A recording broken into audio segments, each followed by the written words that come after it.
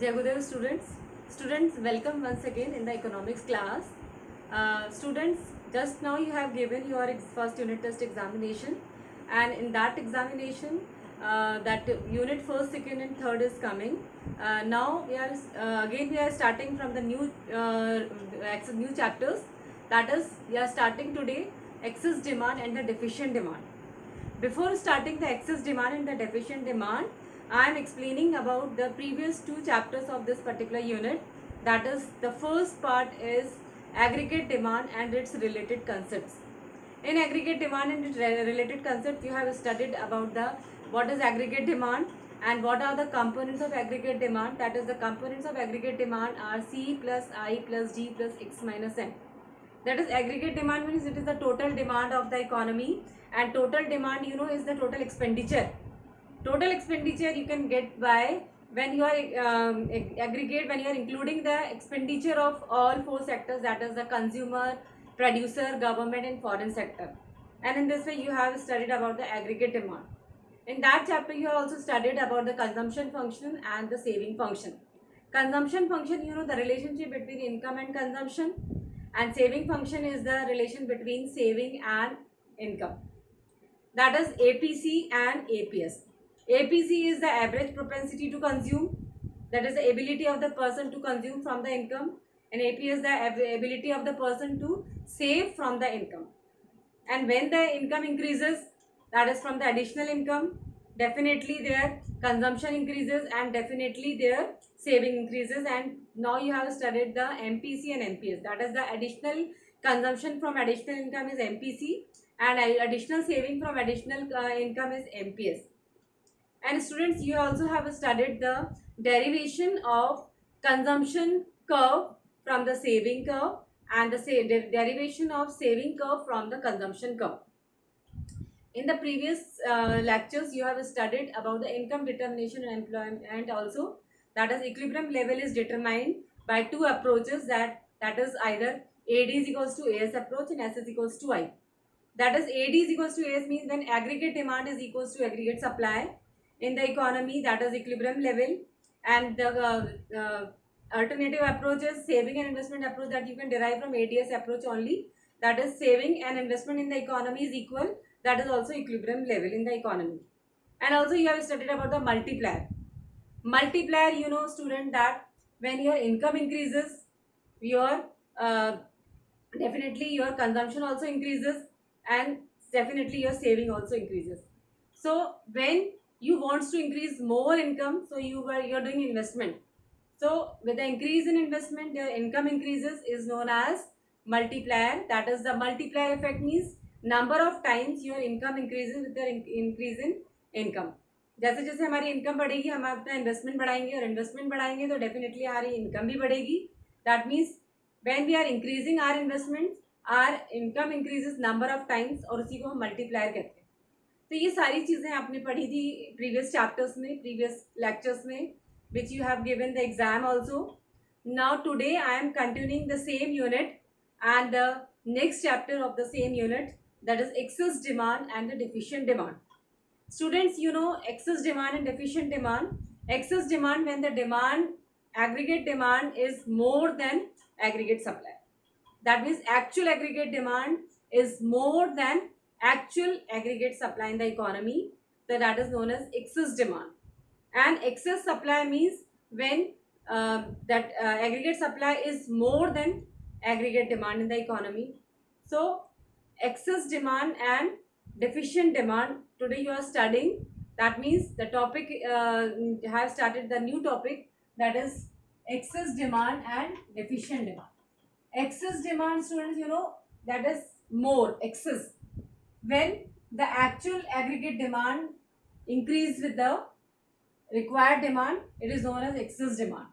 And deficient demand, that actual aggregate demand falls short of the required demand, is known as deficient demand. जब demand ज़्यादा हो जाती है जितनी required है तो वो एक्सेस डिमांड कहलाती है, और जब जितनी रिक्वायर्ड है उससे डिमांड कम हो जाती है तो वो डेफिशिएंट कहलाती है. And this deficiency or this excess will be determined by the equilibrium level.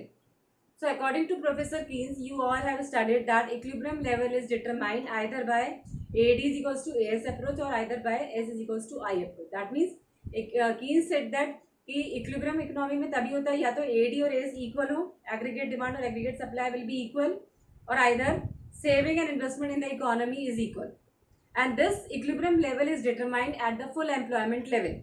But according to Keynes, it is not necessary that equilibrium level can be determined only in the equilibrium level only.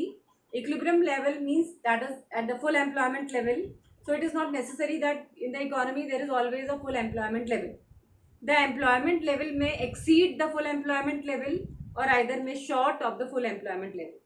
Full employment level का मतलब होता है कि all those people who are willing to work and able to work have employment, that nobody is unemployed. यहाँ पर हमें ये बताना है कि इक्विलिब्रियम लेवल हम AD और AS अप्रोच से डिटरमाइन करते थे और सेविंग और इन्वेस्टमेंट अप्रोच से. So both this equilibrium will be determined at equilibrium level only when there is a full employment. तो कीन्स के अकॉर्डिंग इक्विलिब्रियम लेवल तभी हो सकता है जब इकोनॉमी में फुल एम्प्लॉयमेंट हो.